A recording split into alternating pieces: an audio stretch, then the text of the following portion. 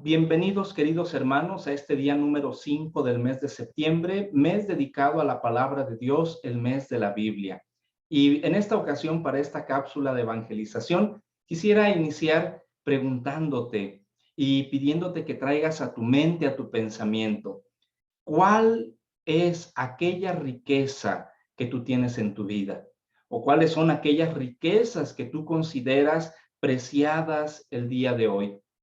¿Qué es aquello a lo cual tú le has dado o consideras de mayor valor, un valor supremo, un valor invaluable para tu vida? Yo estoy seguro que muchos de ustedes trajeron a su pensamiento a su familia, a sus papás, a sus hermanos, a su esposa o a su esposo, a sus hijos. Muchos de ustedes también trajeron a su mente, a su pensamiento, el trabajo, que también se considera una riqueza. Otros tal vez trajeron a su mente algunos aspectos materiales que a base de trabajo y esfuerzo los has conseguido y que consideras como parte de la riqueza de tu vida. ¿Qué nos dice el Señor acerca de las riquezas?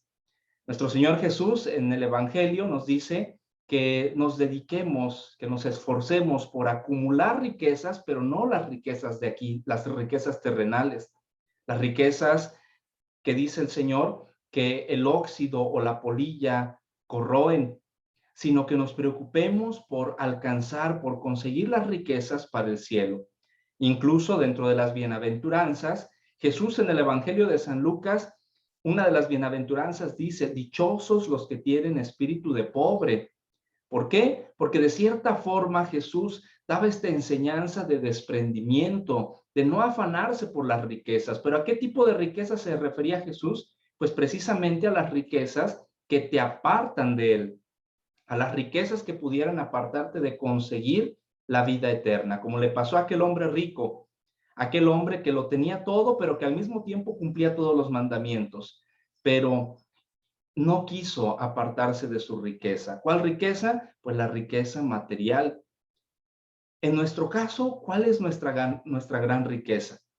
Aquella riqueza que nos pudiera o impedir conseguir la vida eterna o que nos ayuda a conseguir la vida eterna.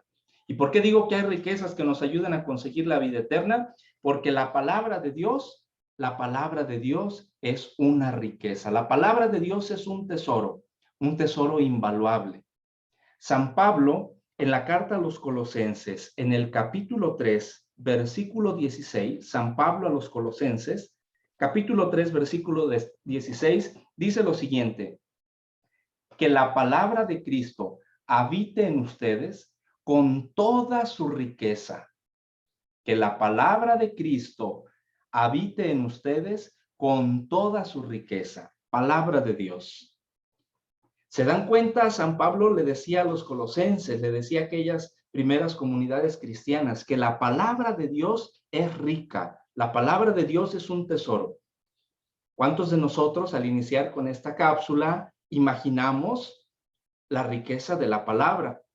A veces nos vamos más por las cuestiones materiales o las cuestiones sentimentales. Y no digo que no sean una riqueza, porque el trabajo, el esfuerzo, pues ha costado para obtener una casa, un auto. Pero consideremos lo siguiente, que hay cosas, aspectos materiales que van a caducar, que se van a terminar, que se descomponen y que pasan a un segundo plano.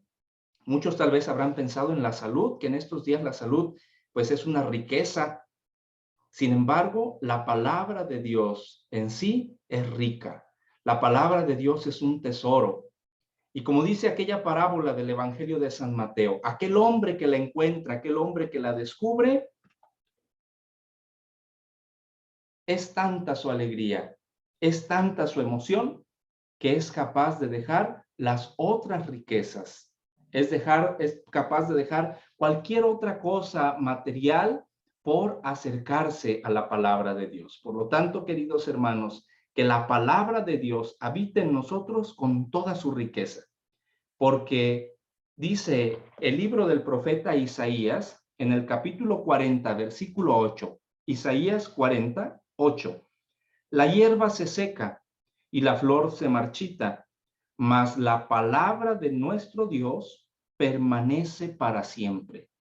Palabra de Dios. Es decir, las cosas materiales se terminan, las cosas caducan, pero la palabra de Dios, ella permanece para siempre, permanece a nuestro lado, no tiene caducidad, es una gran riqueza. ¿Y qué nos dice la carta dogmática Dei Verbum en el numeral 25? Escuchen estas palabras tan hermosas, mostrando y resaltando la gran riqueza de la palabra. Dice así: es necesario, pues, que todos los clérigos, sobre todo los sacerdotes de Cristo y los demás, que como los diáconos y catequistas que se dedican legítimamente al ministerio de la palabra, se sumerjan en las escrituras con asidua lectura y con estudio diligente, para que ninguno de ellos resulte un predicador vacío y superfluo de la palabra de Dios, que no se escuche en su interior, puesto que debe comunicar a los fieles que se le ha confiado, sobre todo en la Sagrada Liturgia, escuchen esto, es hermoso, las inmensas riquezas de la palabra divina, las inmensas riquezas de la palabra divina. Por lo tanto, la palabra de Dios es una riqueza que debemos de considerar dentro de nuestra vida, una riqueza que no se termina, una riqueza que permanece para siempre. Busquemos las cosas del cielo, aspiremos a las cosas del cielo. Tenemos en nuestras manos una gran riqueza, la palabra de Dios, la palabra que permanece para siempre. Te invitamos a compartir esta riqueza de la palabra con tus demás hermanos. Que la palabra de Dios, que es rica, siga edificando nuestras vidas.